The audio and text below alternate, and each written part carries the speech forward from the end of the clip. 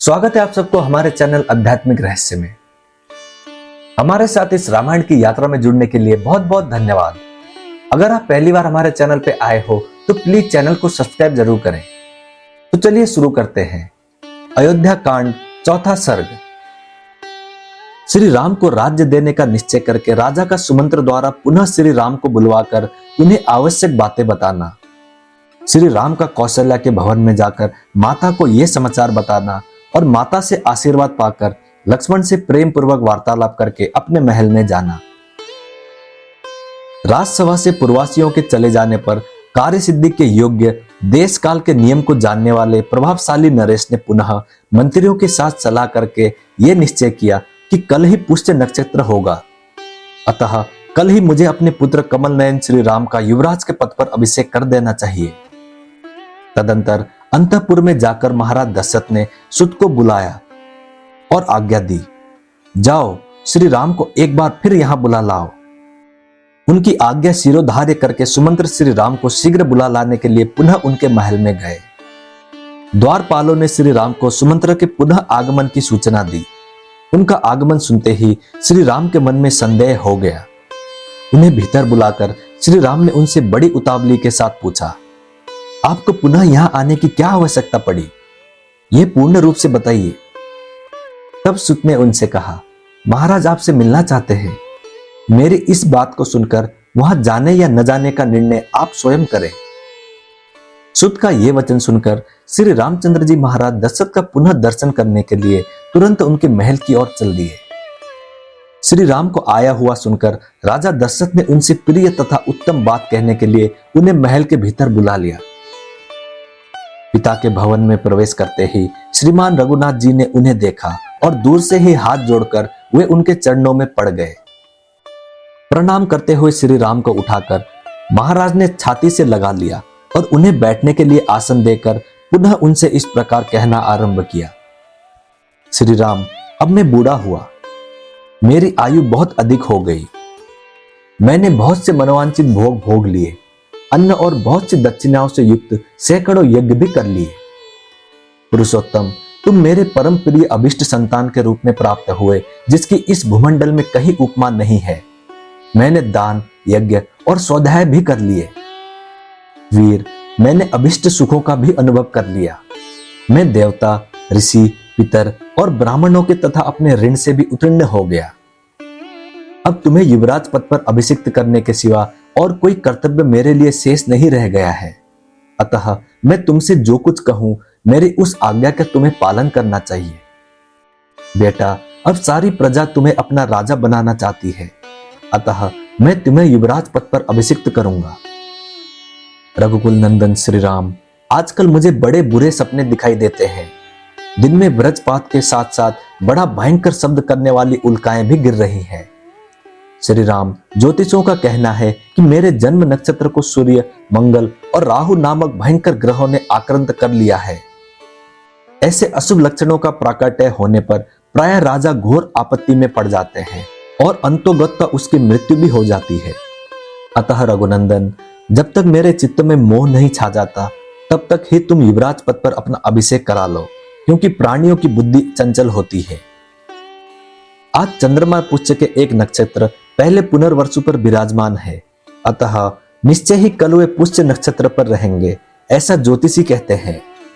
इसीलिए उस पुष्य नक्षत्र में ही तुम अपना अभिषेक करा लो। शत्रुओं को संताप देने वाले वीर, मेरा मन इस कार्य में बहुत शीघ्रता करने को कहता है। इस कारण कल अवश्य ही मैं तुम्हारा युवराज पद पर अभिषेक कर दूंगा। अतः तुम इस समय से लेकर सारी रात इंद्रिय संयम पूर्वक रहते हुए वधू सीता के साथ उपवास करो और कुश की शया पर सो। आज तुम्हारे सुहद्र सावधान रहकर सब ओर से तुम्हारी रक्षा करें, क्योंकि इस प्रकार के शुभ कार्यों में बहुत से विघ्न आने की संभावना रहती है। जब तक भरत इस नगर से बाहर अपने मामा के यहाँ निवास करते हैं, तब तक ही तुम्हारा अभिषेक हो जाना मुझे उचित प्रतीत होता है। इसमें संदेह नहीं है कि तुम्हारे भाई भरत सत्पुरुषों के आचार व्यवहार में स्थित है। अपने बड़े भाई का अनुसरण करने वाले धर्मात्मा, दयालु और जितेंद्रिय है, तथापि मनुष्यों का चित्त प्राय स्थिर नहीं रहता, ऐसा मेरा मत है। रघुनंदन, धर्मपरायण सत्पुरुषों का मन भी विभिन्न कारणों से राग द्वेष आदि से संयुक्त हो जाता है। राजा के इस प्रकार कहने और कल होने वाले राज्याभिषेक के निमित्त व्रत पालन के लिए जाने की आज्ञा देने पर श्री रामचंद्र जी पिता को प्रणाम करके अपने महल में गए। राजा ने राज्याभिषेक के लिए व्रत पालन के निमित्त जो आज्ञा दी थी उसे सीता को बताने के लिए अपने महल के भीतर प्रवेश करके जब श्री राम ने वहां सीता को नहीं देखा तब वे तत्काल ही वहां से निकलकर माता के अंतःपुर में चले गए। वहां जाकर उन्होंने देखा माता कौशल्या रेशमी वस्त्र पहने मौन हो देव मंदिर में बैठकर देवता की आराधना में लगी है और पुत्र के लिए राजलक्ष्मी की याचना कर रही है। श्री राम के राज्याभिषेक का प्रिय समाचार सुनकर सुमित्रा और लक्ष्मण वहां पहले से ही आ गए थे तथा बाद में सीता वहीं बुला ली गई थी।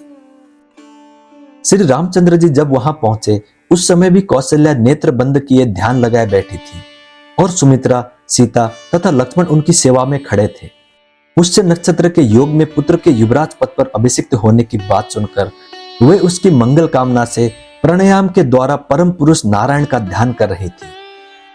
इस प्रकार नियम में लगी हुई माता के निकट उसी अवस्था में जाकर श्री राम ने उनको प्रणाम किया और उन्हें हर्ष प्रदान करते हुए यह श्रेष्ठ बात कही, मां, पिताजी ने मुझे प्रजापालन के कर्म में नियुक्त किया है। कल मेरा अभिषेक होगा। जैसा कि मेरे लिए पिताजी का आदेश है उसके अनुसार सीता को भी मेरे साथ इस रात में उपवास करना होगा। उपाध्याय ने ऐसी बात बताई थी जिसे पिताजी ने मुझसे कहा है।